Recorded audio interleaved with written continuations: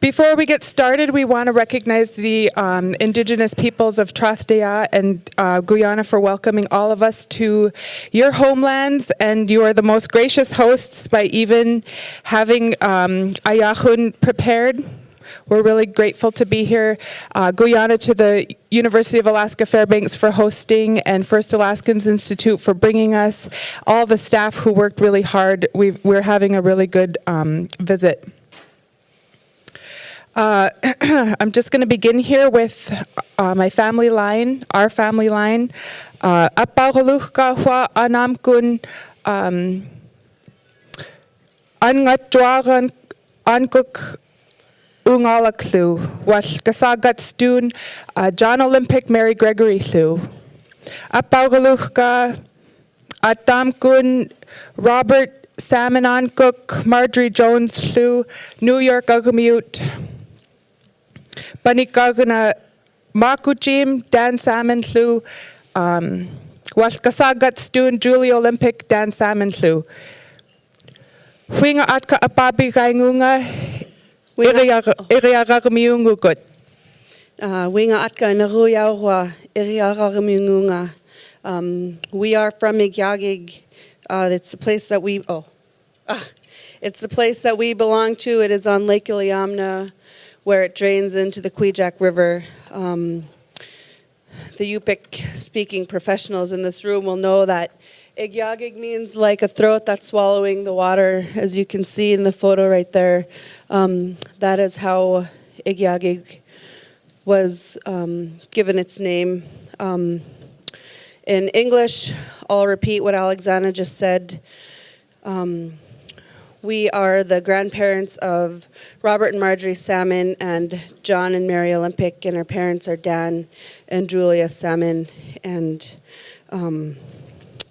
we are 2 of 5 children, and we're excited to be here today. This is our first symposium, and we're honored to be here together with you guys today. And our Maori brother, Che, who kicked off the conference yesterday. Hard act to follow. I'm still processing.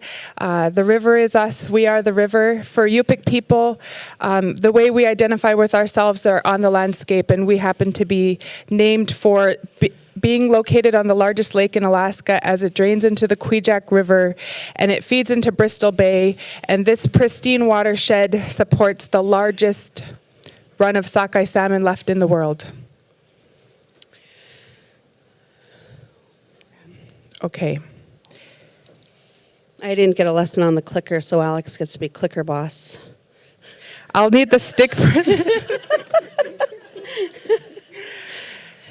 We wanted to start today by recognizing the ancestors that came before us. It was really special to hear the words of Fred this morning. He echoed what all of our elders and our ancestors have told us for generations upon generations about working together. And we actually have a grand matriarch in our family, and her name was Mary Olympic. Her Yupik names were Mayu Mayu, Was Ungalak, and today is her birthday.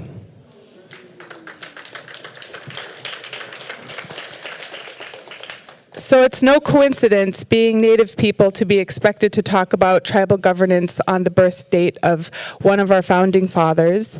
So we wanted to begin our story with her, really, because she's the #1 most guiding influence in our life, and she's also the most sovereign person I've ever known, or ever will know. They do not make sovereignty like this anymore. And we're going to share a little bit about her story. So the first photo on top was fish camp before all of the erosion hit. That's what she had her cabin, her cache, her outdoor racks, her large smokehouse, and that's where Christina and I were raised every summer with our grandmother. Down below, she's featured on top of her mountain at Kukoklik Lake, Aksukovik. She said, I waited till I was 70-something to climb my mountain. But I wanted to share in the corner there, you'll see Mary Olympic versus the United States. So in the 1960s, our Amau, her father, our great-grandfather, originally filed for his native allotment where our family reindeer herded at Kukoklik Lake. He originally filed for a native allotment, but when the BLM went out to see where he was filing for, they could see no improvements. I've been to the site many times. If you close your eyes even for a short moment flying over it, you'll miss it. Just true to how Native people lived, we didn't make improvements on the land. But there were cabins, and it was where their families spent decades reindeer herding. And it was probably more contested because this whole lake belongs in a preserve now, and part of Katmai National Park and Preserve. And her family reindeer herded around the entire lake. They had summer camp, fall camp, winter camp, trapping cabins, and they used the entire area. And when she got up on a high point like that mountain, she once told me, Nunaka. It meant my homeland, my birthplace, my everything. There is no English equivalent. And I found out later that even the very word Nunanik in Yuchtun means a happiness. It's like where you belong, where you know where you belong and you're happy. You can find happiness. You know who you are. So her dad filed for this native allotment because the land was significant to our family. But in the middle of contesting over where it was and if there were improvements or not, the BLM was corresponding with him, and then he passed away. So then fast forward, my grandmother tried to pick up the case and file for his allotment and fix the land. In 1976, she was denied.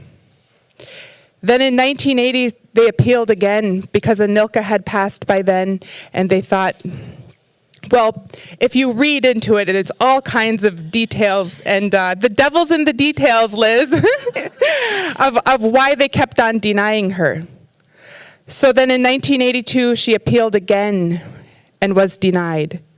Pretty much she was asking for the impossible. She was asking to not only be the descendant, inheritant of this allotment, which they haven't decided if it was actually filed or not. She was claiming it.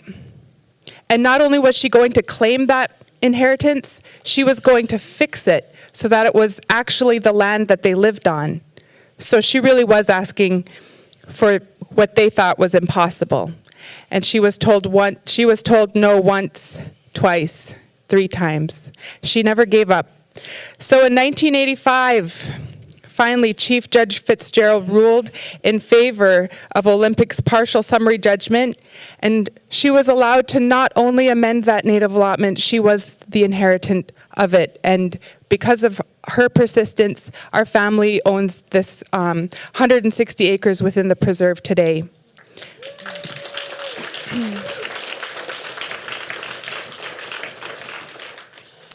And we tell this story because we all descend from warriors, all of us.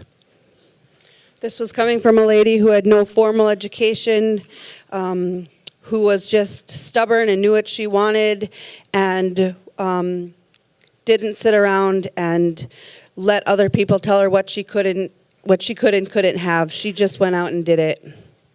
She did have education. She had 1 day of public school. Oh, that's true. She's proud of that 1 day she spent in the classroom. And Yupik was her first language, and she grew to understand English, but just to understand what she must have been up against in the late 1970s, early 80s, and to just keep fighting. And if that doesn't tell you enough about her, I've got a few other photos. This caribou she's skinning on the edge of our Kwijak River, she drowned by the horns. She did not need a gun. Her and her cousin were boating across the river, and it was swimming. And this is actually right below the hill, the house where we grew up on the river. And she turned around and asked him, "Do you want that caribou?" And he said, "I don't have a gun with me." And according to the story, she said, "Just pull up next to it." So they did, and she just grabbed it by the horns and put his head underwater, and then drug him into the shore there. And then up in the upper left hand, she's testifying there in front of the Environmental Protection Agency against the Pebble Mine. And then in the bottom right hand corner, we had the bishop come to visit our community, and my grandma was extremely religious and a devout Russian Orthodox church member, and this was I think this was the first time the bishop came to our community that I can, since we were born anyway, and this was a moment that she was very proud of. He was out blessing the lake. So this is Lake Iliamna, just at the mouth of the Kwijak River, and we are Russian Orthodox now because of our colonial legacy, but our waters have always been sacred to us. And in today's day and world, we bless it every year, bless the water every year, but we still drink our water. It's crystal clear, pure water. I know that's nothing amazing to our Alaskan audience, but when we have outsiders who come to our community, their jaws hit the ground. They don't know of many places left on earth where you drink the water. And I still firmly, our water and land are still sacred. And this one here, every time she travels to the city, she brings her own water. Picky. So this is our family that we come from, and Christina was going to talk a little bit about our childhood. Yeah, so it's actually two miracles that we're here together today, considering, one, we didn't kill each other growing up, which it could have happened on many occasions, and two, could have been killed this morning too, but I won't name names. I'm still grateful for the service and her quick driving skills there. But the funny part of that was I woke up kind of grouchy. I had a bad sleep. I was really tired, and then I remembered we had to do this, and I was like, oh no, now I'm nervous. And then after the accident almost happened this morning, I was just so happy to be alive still that all the grouchiness flew out the window. But AlexAnna and I, you can see us here in the top picture, us with all of our cousins and our neighborhood friends.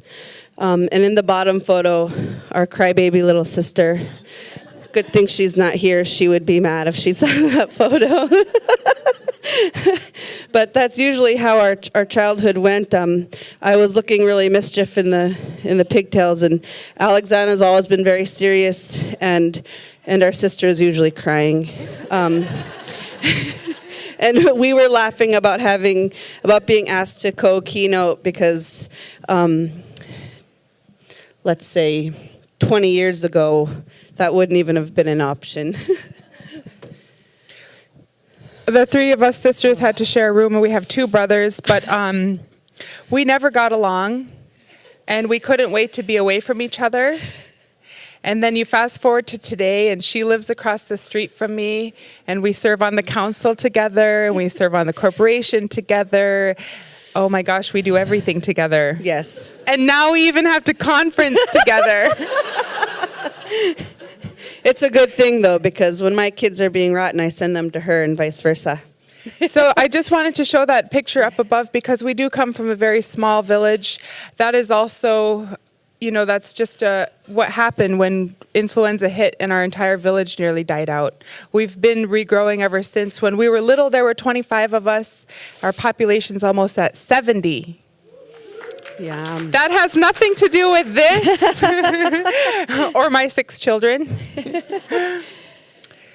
Che showed a timeline of his historic events, and so out of respect for that, I just wanted to give a quick timeline, a one-page of our situation, which is pretty similar across all of Alaska in that you had thousands and thousands and thousands of years of everyone living on the land since time immemorial.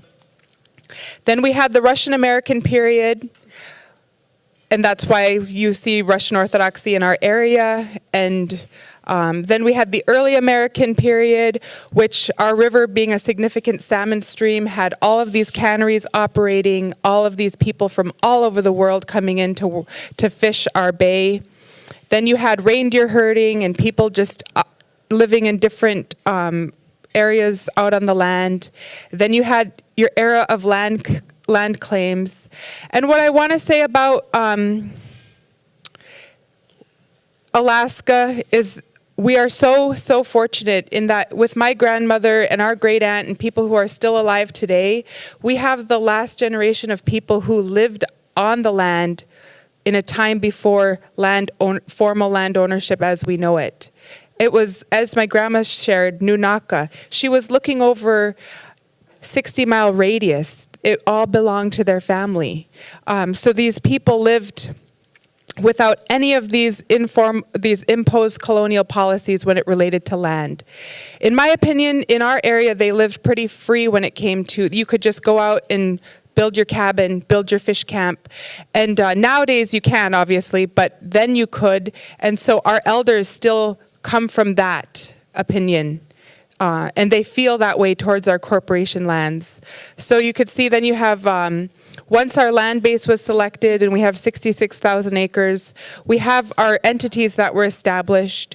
And it was around 1998 that our village council decided we needed to forge this path to economic self-sufficiency, and we're going to do it on our own.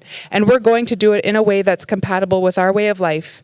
And that's what they've been embarking on. And that path we continue to work for. Christina and I both, you noticed in the beginning, she's the general manager of one of our 8A companies, Alaska Environmental, homegrown manager here. These 8As are owned by our tribe, not our corporation. And then we began extensive community planning and visioning because forever our leadership was worried that Igiugig would not be a place their youth wanted to return. And if the youth wouldn't return, it would no longer be. And then the youth returned, and now we're getting older every day. And while we're raising our next generation of leaders, we are now at a position where it's the rise of all of our cultural endeavors. We're bringing our language back. We're both language learners. We brought Yurok back after over 60 years of non-existence. We brought culture camps back. We brought our ancestors home. And we're just getting started, and that momentum is building and building. But we are working off of that foundation. All of our tribes across Alaska are at different starting points. But what's important is we're all at a starting point.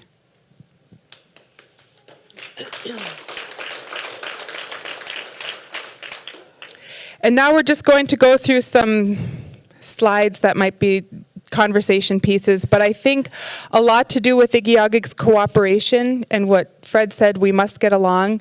In our area, it is so extremely geographically challenging to do anything. So our runway is too small to fly in large airplanes.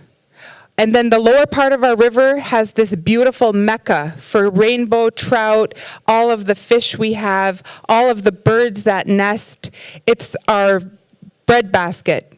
But it also is very shallow and you can't get large barges up until fall time, if at all. And at the other end of the lake, which is only 90 miles long to get to the end, you have to pass a one-lane mountain road over to the saltwater side. So anything we ship, if you wanted to build a house, it would come from Homer on a barge that could make it to Williamsport once a month because they need a high tide. And then it has to get trucked across the mountain pass.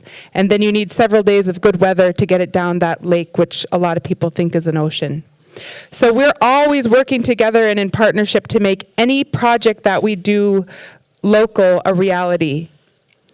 And we also uphold this network, which you could call our governance structure,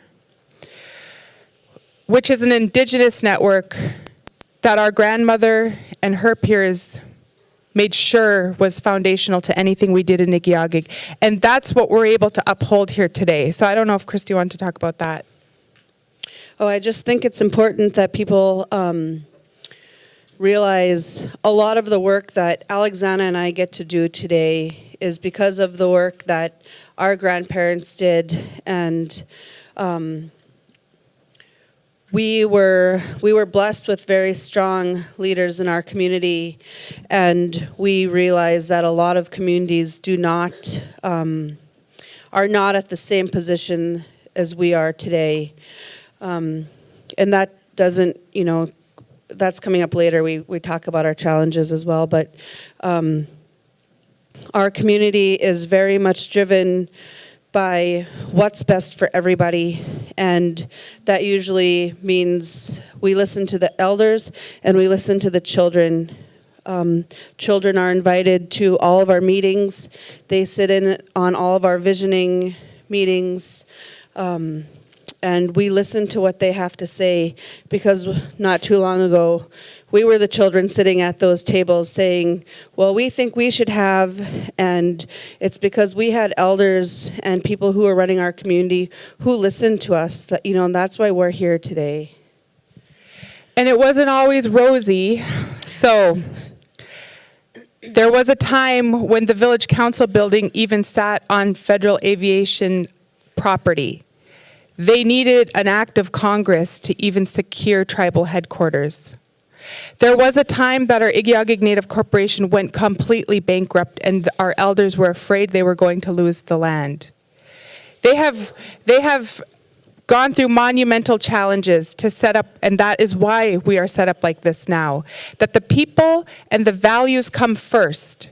It doesn't matter if we're making a local business decision, it doesn't matter if we're making a decision seated at the tribal governance, and it doesn't matter if we're having a Native corporation meeting. The people and the values first. Before money, before development, before launching into a new direction. So this is the way our network is set up, but this is at the local level. There are other layers to it, but this is the one we wanted to show you. Let's see. So with our visioning statements that Christina, I don't love our mission statement. I always feel like it's a work in progress, but we'll kind of go through it today. Our elementary and our preschool are at the table when we're visioning. If they cannot speak, if they cannot write, they're drawing pictures of the community they want. And so I like this. Our mission is to provide resources, programs, and infrastructure to enhance our quality of life. When Christina and I get up in the morning and go to work, our mission is to serve the people in a value-driven manner. So as a community, because we all work together, we are going to pursue sustainable social and economic development that is compatible with our subsistence way of life. So our way of life is why we have a corporation. So our corporation can't go into any business that affects our way of life. Our corporation also would not go into any sort of business that our village council, wasn't agreeing on either. So when we make a decision to move forward with something in the community, the village council and the Native Corporation Board and all of the community members who are not on the board have to be in agreement, or we don't move forward.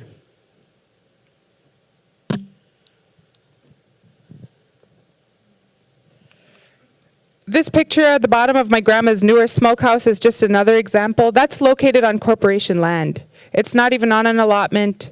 It's on the corporation land. There's no fee associated with it. If you're living our way of life and you need land to do it, it's available. That's just the way it works.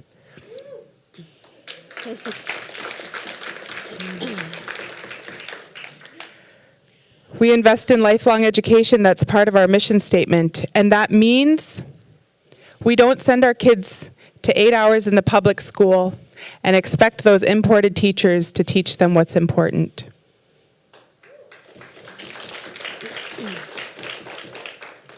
That means we go into the school and we're teaching right alongside those teachers when we have a moment. On Fridays, we go up to the school, we bring the elders in, we have a lunch, we go into Yupik language learning, we go into Yurok practice.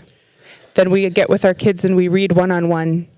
And that's not just on a Friday, but that's just an example. If there's something that I want to teach, we just brought in a lady to do traditional doll making. We pulled all of our little ones out of school that were interested in doll making, and they came and did that activity, and they were getting academic credit for it.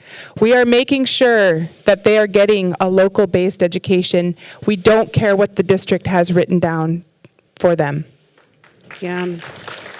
We've been in trouble more than once for fighting the system. Last year or the year before, they wanted to implement mandatory classes being taught only on computers because it's cheaper for the school district. And we had a huge rally. We collected signatures in our community, and it helps that my husband was a teacher at the time, and he really was upset about this because at home, we don't allow our kids to have, Monday, Wednesday, and Friday, we don't do screens in our house. They need to play outside or read a book or anything but be on screen time.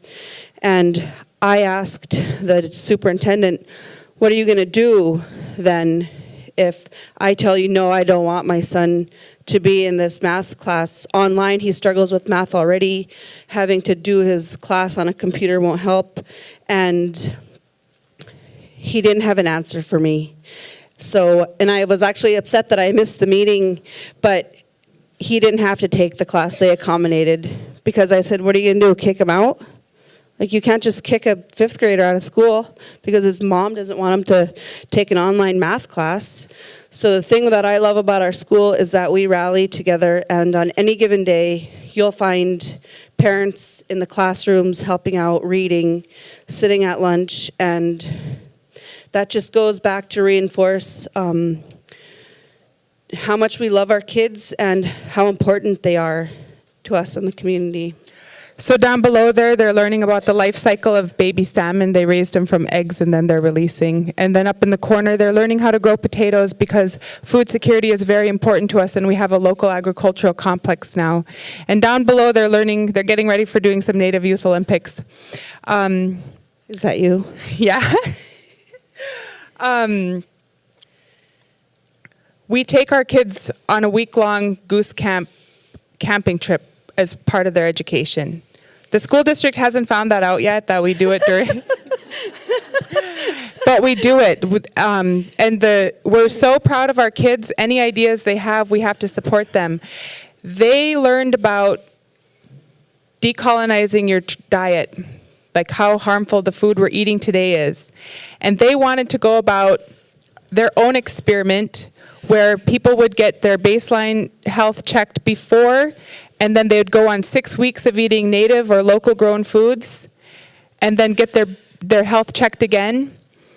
And we did it. We all did it for the kids, and the remarks were incredible. But this 9-year-old little girl was part of the challenge for 6 weeks.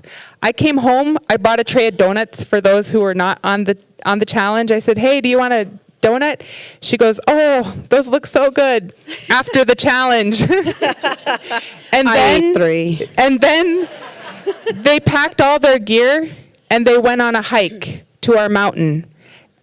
And it was at freezing, the wind was blowing, they had to hike through water, ford rivers to climb our mountain, to prove that decolonizing our diet makes for healthier people, and we can make these journeys that our ancestors would do in one day. Might take 4 days or 5 days in the shape we're in, but it can be done. It's important that our village is safe, and we've done a lot to make it a much safer community than it was when I was a kid. And because of that, it is such a safe community now. I want my children raised there. There's nowhere else I feel like they'd ever be safer. And a lot of people showcase our HUD homes because that 2-story house is a HUD home. Our tribe said, we're not going to have cookie cutter, inefficient, pretty much pathetic HUD houses. We are going to make 5-star energy efficient homes that you can afford to live in. Hey, that's me and Christy setting the net. The third miracle of me being alive today. We were learning in this picture, I think, to drive. We were brave back then. We would never do that today. Now we're moms. I usually like to show a land map only because they are so ugly. And this is just the surface. This doesn't even address the subsurface. But sometimes we're forced to maintain the good working relationships we have because of all these contested and different land bases. The one in pink out around this Lake Iliamna and stretching over to Kukoklik Lake. Oh, here's your pointer. You could do that pointer. I don't know how to work. That's the Igyagig Native Corporation land base. The poor rules and regulations that tribes have to live with, I honestly, I'm not very good at following rules, so I try. That's probably why I'm not a hunter. But there's so many different seasons. You know, when moose season opens, we've got to go way downriver and way up a creek if you want to be on federal land for the federal opening. Or you come back and you could go on the areas you see that are shaded in blue if it's the state season. I feel yesterday was really inspiring to me because there are times when we do need to demonstrate more acts of civil disobedience. Because one area that I'm feeling compelled to challenge for my community is that for far too long we've been really good rule followers. We do, even if we want a moose out of season, we file for the ceremonial permit. But we really follow the rules, and part of it is our village has had such a large fish and game presence. We're one of the most, maybe the longest continuously counted river because of how significant that salmon stream is. And our corporation decided to make for its economic mainstay would be a land permit program. So we do need to make an income, but there are certain things we can't do because if it's not compatible with the subsistence way of life. So the leadership decided to use land permits. So these sport fishermen, we don't allow hunting, sport fishermen have to pay to use the land base, and pretty much they just use the river, but it is still something we've granted a right for. How are we doing on time, you think? We're just going to go through a couple slides too of some tips we've gotten, some confidence we've gained leading our community. One of them is local knowledge is more powerful than outsiders think. Local knowledge to me now is everything. We've done many projects where these fancy engineers with their high degrees have come out and said what will work. In the past, we always said, okay, you're the educated one, you're the knowledgeable one, and we watched as different projects failed. Today, we're at a strong point where we will tell them, no, that will not work. And we will stall a project for as long as it's needed until our voice is incorporated into the design. And for me, and Christina too, it's been, especially as a Native woman, I would say, living in a rural village, you just become pretty trusting when you have the expert come out. Not anymore. Not anymore. So there was the GCI fiber optic line that they extended all the way from Cook Inlet, and when it came into the river here, it gained frazzle ice, and then it floated, and then more ice built on it, and the river almost closed up. We called GCI to let them know that their line was floating, and they kept on saying over and over, oh, that's thermodynamically impossible. Maybe you're looking at a rope. We climbed out to the edge of the ice shelf. Oh, no, that's no rope. That's your line. Eventually, they came out and looked at it, and now there's a published academic scientific paper on how this is actually possible. When they were installing it, a local said that's not anchored well enough. Sure enough, it wasn't anchored well enough. Same thing with wind power, and river power. This river that we have is super powerful, and a lot of people come out with that development aspect of we can make anything work, and we'll say, no, you don't understand our river. You have to respect this river and listen to how the locals think and feel about it. And there's a lot of stories that we could go on, but for the interest of time, I say this quote a lot. I think it was from a first Alaskans gathering that I heard it. I'm not sure it was attributed to anyone. Not one of us is more important than all of us. That's a picture of our agricultural complex, and then my grandma and my aunties at our fish camp. Especially at fish camp, there's a job for everyone. And although Christy and I sit on these boards, if we're working in a room and the trash is full or the bathroom is dirty, we become a janitor. In our village, this is the other nice thing, they don't care who you are as long as you're helping. Going back to the school, this is from the Maori brothers and sisters down there in New Zealand who said this: "Do not teach us about our culture. Use my culture to teach me." We took that to heart. I graduated from Igiugig School. I went off to school, to college, and I learned about colonialism. I learned about the history. I learned federal Indian policy. I was horrified. I thought, how could I go my whole life in this village and not even know why there's a Native corporation? So in today's world, our young kids are going to know, because we are breaking down those walls and we're marching into those classrooms and we are teaching them the true history and our culture.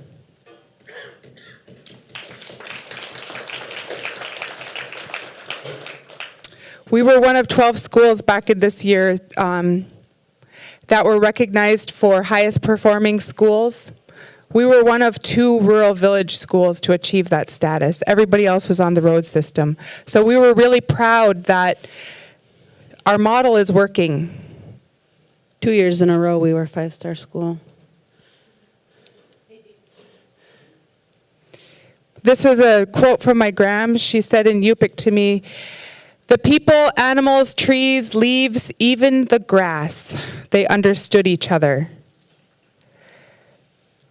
She had this worldview where everything was important, and it still is important. And not only that, everything has a language and can speak to each other. This is a picture of inside her smokehouse where we're most comfortable. Did that make you guys hungry? Makes me miss summer. She was really fearless, and if she encountered a bear, she would just tell the bear in Yupik, "This is what I'm doing, please leave me alone. I'm feeding my family." And the bears understood her and walked away. Tell your story. Alex has a really good story if anyone finds her later about that.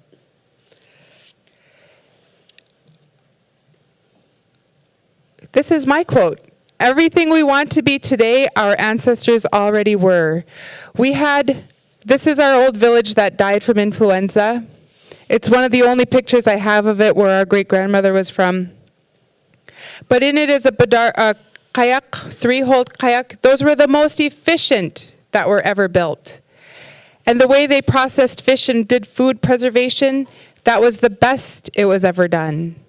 That was the strongest our people were, physically. We're trying to get back to that. We have a model of what that looked like, and we've inherited those genes.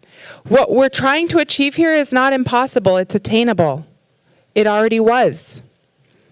It can be again, in a different form, obviously, but it can be. And we just need to remember, we came from perfection. Too often we're told,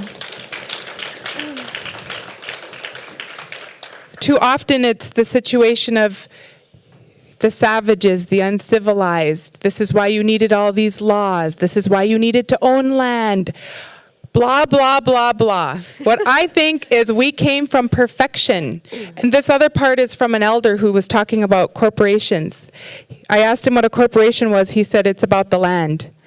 Our elders preserved the land base and formed a corporation because that was what they thought was needed to preserve, to gain a land base in the world that they were in what was happening in this state at that time. And he told me, what we have lost via corporations, we don't even know. And we're still exploring, but there are a lot of fronts that we can still gain. So I love this picture of our old village.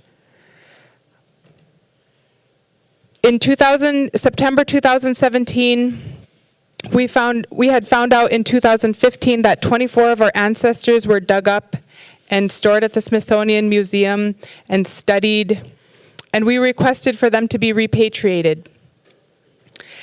In that process, I thought they were really, really ancient ancestors. But when they were finally returned home to us this August, I found out that they were only 150 years old. They were probably relatives of my great-grandmothers. They went from ancestors to relatives in a quick second. And we reburied them at this village rather than the village they were excavated from, even though they're related villages, because we own the land at this village site.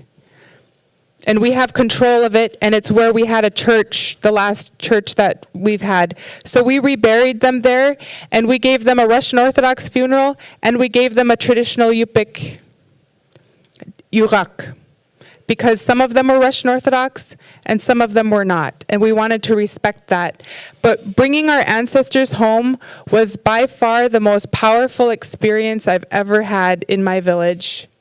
And I'll be giving a talk on that at our Bristol Bay Leadership Forum, because there are hundreds of ancestors from the Bristol Bay region and probably throughout all of our villages in Alaska that have ancestors in the Smithsonian or other museums that need to be brought home. So if anybody is passionate about that, we have a little experience there too. And I think Christina's going to end with a story, but this is the last quote that I wanted to share. When we think about the successes of our village and how did it happen, how did we get here? The question Liz posed earlier, like how do we get over ourselves? Our elders got over themselves. They got together, they imagined and visioned the community they would want to see despite all the change that seemed out of their control. And when they came together and worked together and communicated, they saw that it worked and they kept going. And so we ended up with these mission statements we've shared. Christina and I were employed at the council at a young age. They said, we're going to put our kids to work. I've worked for Igiugig for 16 years. They said, we're going to do these things and we're going to hope our young people come back. So Christina and I as leaders, we need to sit down and ask our young people, what do they want? We need to continue visioning.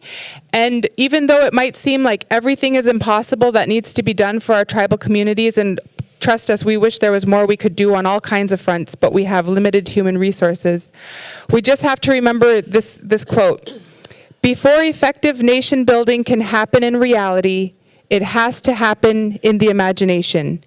People have to imagine a new situation. They have to believe, first, that things can be different, and second, that with energy, intelligence, and time, they can make things different. We're here today as a testament of that reality, of the truth of this statement. I don't really have a story, but I think I'll just be closing with being a leader in small communities is not always easy. We've had many days where AlexAnna and I ask each other, why are we even here? Who's listening? Who's helping? We sure aren't getting rich off of it. But at the end of the day, we know that we're not making everybody happy with decisions that we have to make, but somebody has to make them. And if you aren't the catalyst in your community, and if you aren't the one pushing the uncomfortable topics, and if you aren't educating your youth to carry on what you've started, and in all honesty, it would be a disgrace to our grandparents and the leaders before us if we didn't continue the work we do today. And it's not easy, and I just want everybody to know that it's okay to make people mad and it's okay to fail. We have a long list of mess ups that we've done as young grant writers, with grandiose ideas and plans that have failed as well. But we don't give up, and it's because of amazing peers and coworkers like you guys around the state that we keep going, because we know that the future is bright, and we have a lot of young people coming into our communities who will be great leaders, and we just want to thank you guys for giving us some time here today. Thank you. Koyana.